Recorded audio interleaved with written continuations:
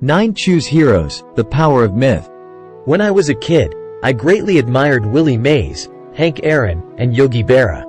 They were my heroes, and I wanted to be just like them. I treasured their baseball cards. I knew their stats, the RBIs, the eras, their batting averages, how much they got paid, and how they came up from the minor leagues. As a 9-year-old kid, when I stepped up to bat or played first base or catcher, I wasn't me.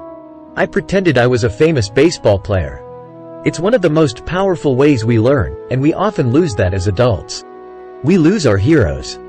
Today, I watch young kids playing basketball near my home. On the court, they're not little Johnny. They're pretending to be their favorite basketball hero. Copying or emulating heroes is true power learning.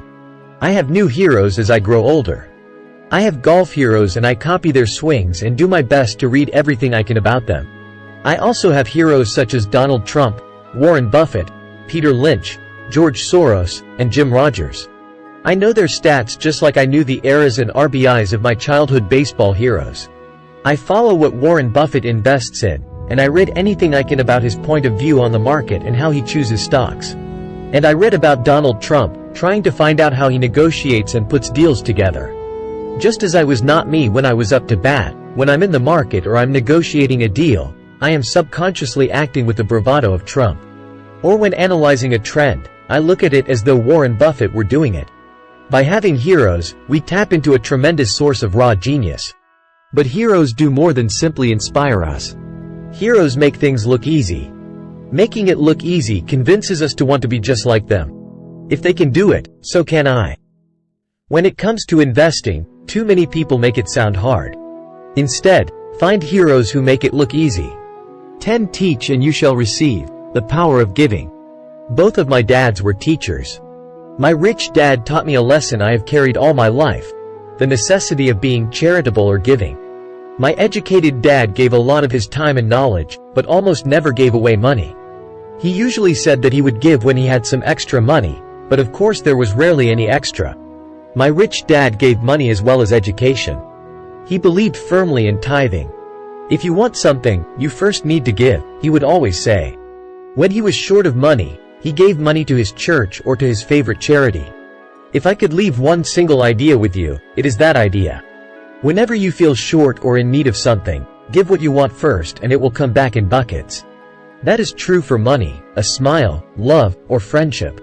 I know it is often the last thing a person may want to do, but it has always worked for me. I trust that the principle of reciprocity is true, and I give what I want. I want money, so I give money, and it comes back in multiples. I want sales, so I help someone else sell something, and sales come to me. I want contacts, and I help someone else get contacts. Like magic, contacts come to me. I heard a saying years ago that went, "God does not need to receive, but humans need to give." My rich dad would often say, poor people are more greedy than rich people. He would explain that if a person was rich, that person was providing something that other people wanted. In my life, whenever I have felt needy or short of money or short of help, I simply went out or found in my heart what I wanted, and decided to give it first. And when I gave, it always came back. It reminds me of the story of the guy sitting with firewood in his arms on a cold, freezing night. He is yelling at the pot-bellied stove, "When you give me some heat, then I'll put some wood in you." And when it comes to money, love, happiness, sales, and contacts, all one needs to remember is to give first. Often just the process of thinking of what I want, and how I could give that to someone else, breaks free a torrent of bounty. Whenever I feel that people aren't smiling at me, I simply begin smiling and saying hello. Like magic, the next thing I know I'm surrounded by smiling people. It is true that your world is only a mirror of you. So that's why I say, teach, and you shall receive. I have found that the more I teach those who want to learn, the more I learn. If you want to learn about money, teach it to someone else. A torrent of new ideas and finer distinctions will come in. There are times when I have given and nothing has come back, or what I have received is not what I wanted. But upon closer inspection and soul-searching, I was often giving to receive in those instances, instead of giving for the joy that giving itself brings. My dad taught teachers, and he became a master teacher. My rich dad always taught young people his way of doing business. In retrospect, it was their generosity with what they knew that made them smarter. There are powers in this world that are much smarter than we are. You can get there on your own, but it's easier with the help of the powers that be. You only need to be generous with what you have.